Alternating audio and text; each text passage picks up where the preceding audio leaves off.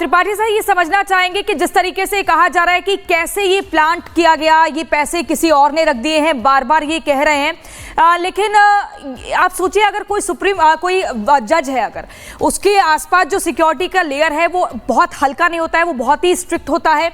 कौन आ रहा है, कौन जा रहा है, क्या सामान रख रहा है, हर एक किसी चीज पर निगाह रहती है। तो बार बार ये कहना कि एलिगेशंस बेसलेस हैं और किसने रख दिया ये पैसा ये हमें नहीं पता, इस बात पर कितना भरोसा किया जाए?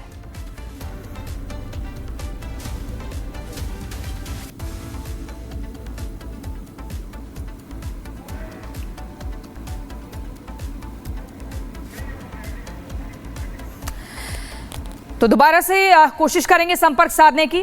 कैश केस पर सुप्रीम कोर्ट की कार्रवाई जो है वो शुरू हो चुकी है और एक बार फिर से संजीव उनियाल जी के पास हम चलेंगे। सर, आप अपनी बातों को यहां पर कह रहे थे कि ऐसे ही कोई सामान रख नहीं सकता है, क्योंकि बार बार ये कहना निश्चित तौर पर जिसके ऊपर आरोप लगे हैं वो कभी नहीं मानेगा कि जो भी जिस चक्कर में वो फंस रहा है वो वही उसने किया है। लेकिन सिक्योरिटी कितनी टाइट होती है किसी भी जज के घर की, और किस किस को परमिशन होती है आने की? क्या कुछ पैमाना होता है कि कैसे एंट्री होगी, कैसे एग्जिट होगी? कोई सामान ला रहा है तो उसकी चेकिंग, इन सबको लेकर क्या जानकारी?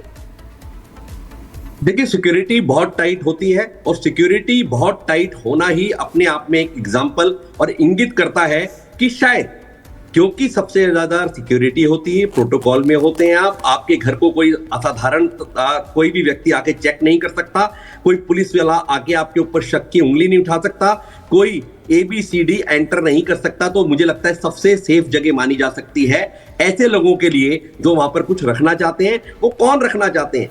ये खुद है, परिवार के सदस्य हैं, इनके सहायक हैं। ये एक प्रश्न जो है बाद में समझ आएगा और इसके लिए एविडेंस के लिए मुझे लगता है कि कुछ ना कुछ हमें पेशेंस रखना पड़ेगा। होती है उनियाल सर, हम समझेंगे आपसे, लेकिन एक बार फिर से हमारे साथ अग्निहोत्री कुमार त्रिपाठी जी जुड़ चुके हैं, उपाध्यक्ष हैं बार एसोसिएशन से, उनसे बात करेंगे। त्रिपाठी जी, सिक्योरिटी टाइट होती है किसी भी जज के घर की, ये तो हम समझ गए, लेकिन क्या ये सब बचने के लिए किया जा रहा है? क्या ये सब बचने की एक कोशिश है? जिस तरह की जवाबदेही जज की सामने आई है यशवंत वर्मा की, कि किसी ने प्लांट किया होगा ये सब, आपको क्या लगता है?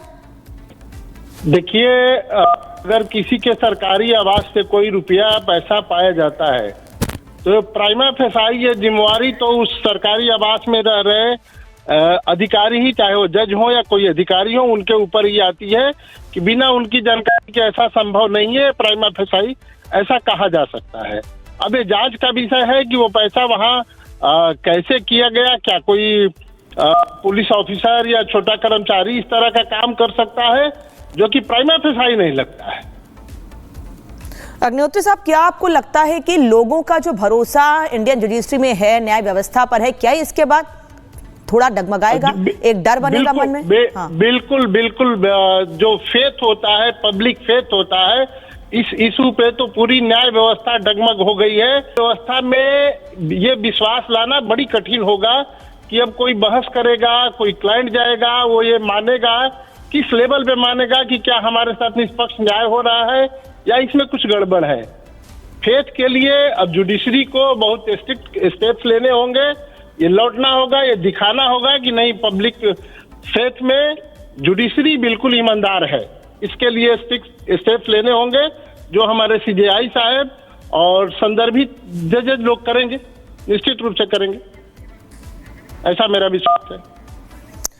ठीक है, अग्निहोत्री कुमार त्रिपाठी, बार एसोसिएशन प्रयागराज के उपाध्यक्ष हमारे साथ जुड़े थे। सर, बहुत धन्यवाद आपका जुड़ने के लिए। संजीव सर, आपसे भी यही सवाल है मेरा कि वो व्यक्ति, कोई भी व्यक्ति हो, बल्कि आप किसी को भी जुडिशरी की जरूरत कभी भी पड़ सकती है, तो ऐसे में हम जा रहे हैं कोर्ट के सामने और ये उम्मीद करते हैं कि हमें न्याय मिलेगा, और जब न्यायमूर्ति पर ही ऐसे आरोप लग जाएं और पूरी जांच सामने आ रही है, धीरे धीरे रिपोर्ट सामने आ रही है, वीडियोज तक सामने आ गए हैं, तो भरोसा तो हिलेगा ना फिर? निसंदेह बहुत ही असाधारण टाइप की सिचुएशन है, कोई नॉर्मल सिचुएशन नहीं है। जब करप्शन के चार्जेस लगी हुई संलिप्त पुलिस की रिपोर्ट इस जजों के सामने जाती है कि ये व्यक्ति करप्ट है, इसके घर में इतना पैसा मिला गया, तो वो उसका निर्णय करते हैं दोनों एविडेंसेस देख के। परंतु ये देखिए, जब व्यक्ति जो खुद है शासक ही, जब अपने आप में इतना बड़ा जो व्यक्ति निर्णय कर रहा है उसके घर में इतना बड़ा पैसा मिलता है, इतना बड़ा अमाउंट मिलता है, तो ये सेल्फ इंट्रोस्पेक्शन का विषय है सभी जजेस के लिए, वो सारे कॉलेजियम सिस्टम के लिए, जिनके कारण ये जो सेलेक्ट होते हैं, जिनके कारण ये जाने जाते हैं, किस तरह के लिंक्स इन लोगों के रहे होंगे। और मैं तो एक बार और भी कहता हूं क्योंकि आप ऐसे घर में, ऐसी चार दीवारी में, ऐसी स्ट्रॉन्ग आप प्रोटोकॉल्स के साथ रहते हैं, डायरेक्शंस के साथ रहते हैं, एडवाइजरीज के साथ रहते हैं कि आपके यहां पर किसी पुलिस वाले को क्या एसीपी डीसीपी लेवल के आईपीएस लोगों को भी एंट्री का जो है बिल्कुल भी चांसेस नहीं होते, आपको अलाउ नहीं किया जाता। तो इससे सेफ जगह पैसे रखने के लिए क्या हो सकती है, तो उसका फायदा उठाना ही बहुत भ्रामक है, बहुत खतरनाक है समाज का। और संजीव उनियाल सर, सवाल जस का तस बना हुआ है कि अधजले नोटों का आखिर सच क्या है। लेकिन इसी बीच एक और बड़ी खबर आ रही है। जम्मू कश्मीर बार एसोसिएशन के पूर्व अध्यक्ष एडवोकेट एमके भारद्वाज ने कहा है कि इस मामले से संस्था की विश्वसनीयता प्रभावित हुई है, लोगों की आस्था को ठेस पहुंची है। सुनिए। आप किस तरह से देखते हैं, बिकॉज आप लोग वहाँ पर रहे हैं जहाँ पर आप इंश्योर करते हैं कि सिस्टम जो है उस तरह से काम करे कि जस्टिस डिलीवर हो, बट इस तरह का कहीं ना कहीं एक सेटबैक है जुडिशरी के लिए।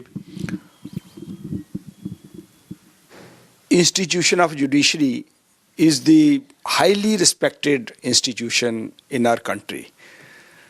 कॉन्स्टिट्यूशन ने कॉन्स्टिट्यूशनल कोर्ट्स हमें दी हुई हैं, जिसमें ऑनरेबल सुप्रीम कोर्ट है, हाई कोर्ट्स हैं डिफरेंट स्टेट्स में, यूनियन टेरिटरीज में, और लोगों की इस इंस्टीट्यूशन में इस हद तक खड़ी है कि कोई आदमी ये उम्मीद भी नहीं कर सकता, एक्सपेक्ट भी नहीं कर सकता कि कोई जज हाई कोर्ट या कोई और अधिकारी जो है वो किसी किस्म की उसके खिलाफ ऐसी एलिगेशंस आए।